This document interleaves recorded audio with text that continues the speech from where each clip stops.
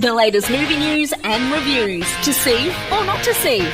After the steaming pile of mutant dung that was X-Men Origins Wolverine, the franchise gets a sort of half reboot in X-Men First Class. Before Charles Xavier and Eric Lencher took the names Professor X and Magneto, they were two young men discovering their powers for the first time. Before they were arch enemies, they were the closest of friends, working together with other mutants, some familiar, some new, to stop the greatest threat the world has ever known. In the process, a rift between them opened, which began the eternal war between Magneto's Brotherhood and Professor X's X-Men. When this movie was announced, the question was asked, can Fox make up for Origins Wolverine and give fans the X-Men movie they've been waiting for since X-Men 2? Indeed they did, in fact making a film that's on par with X-Men 2 as one of the best of the series. Set within the political context of the Cuban Missile Crisis in the early 1960s, Charles Xavier is an up-and-coming professor whose life is drastically altered when he's introduced to the other members of society who also share the same mutant gene as himself that supplies them with superhuman abilities and traits. After stumbling upon the shape-shifting Raven in his home as a child, Xavier then encounters Eric Lencher, the son of Jewish parents who were murdered during the Holocaust by the narcissistic Nazi scientist Sebastian Shaw. Eric, who can manipulate all metal objects around himself, wants retribution and nothing more from Sebastian, who's now a successful and evil underground figurehead who commands a team of mutants, Azazel, Emma Frost and Riptide, to do his bidding for him. But once his plan for worldwide domination is revealed, they find that it far exceeds the constraints of humanity, and Xavier, Eric and a ragtag band of young hideaway mutants, including Havoc, Beast, Darwin, Angel and Banshee, who were discovered by Charles, must combine their powers in one last attempt to stop Shaw from destroying the planet and humanity as a whole.